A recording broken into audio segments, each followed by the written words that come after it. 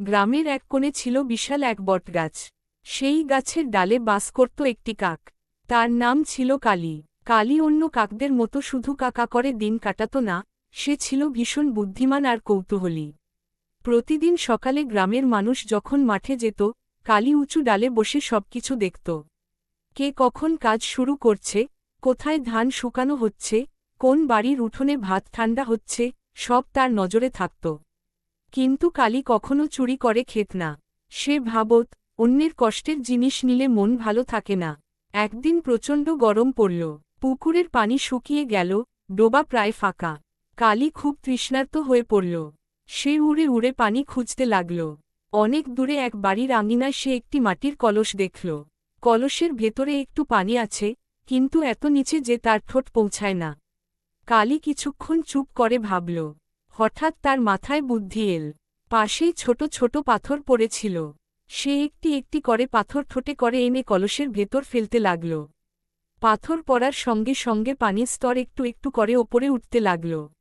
অনেক কষ্টের পর পানি ঠোঁটের কাছে চলে এল। কালী তৃপ্তি করে পানি খেল। এই দৃশ্য পাশের গাছের চড়ুই দেখছিল। চড়ুই অবাক হয়ে বলল, তুমি তো দারুণ বুদ্ধিমান। কালী হেসে বলল, বিপদে মাথা ঠান্ডা রাখলে উপায় মিলবেই।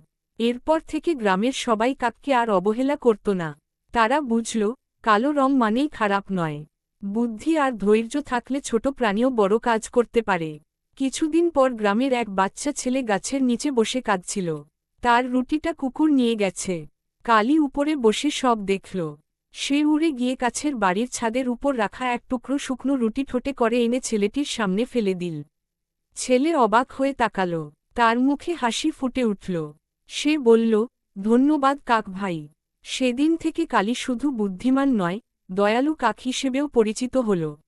গ্রামের মানুষ যখন ভাত মাখত, একটু অংশ আলাদা করে গাছের নিচে রেখে দিত। কালী আর তার সঙ্গীরা তাতে পেট ভরে খেত। বটগাছের ডালে বসে কালী প্রায়ই আকাশের দিকে তাকিয়ে ভাবত, জীবনে রং নয়, কাজে আসল পরিচয়। তার কালো ডানায় যেন সোনালি জ্ঞান লুকিয়েছিল। এইভাবেই ছোট্ট কাকটি তার বুদ্ধি, ধৈর্য আর দয়ার মাধ্যমে সবার মন জয় করল। গল্পের শিক্ষা হল, বিপদে ভয় না পেয়ে বুদ্ধি খাটালে সমাধান পাওয়া যায়, আর দয়া করলে সম্মান বাড়ে।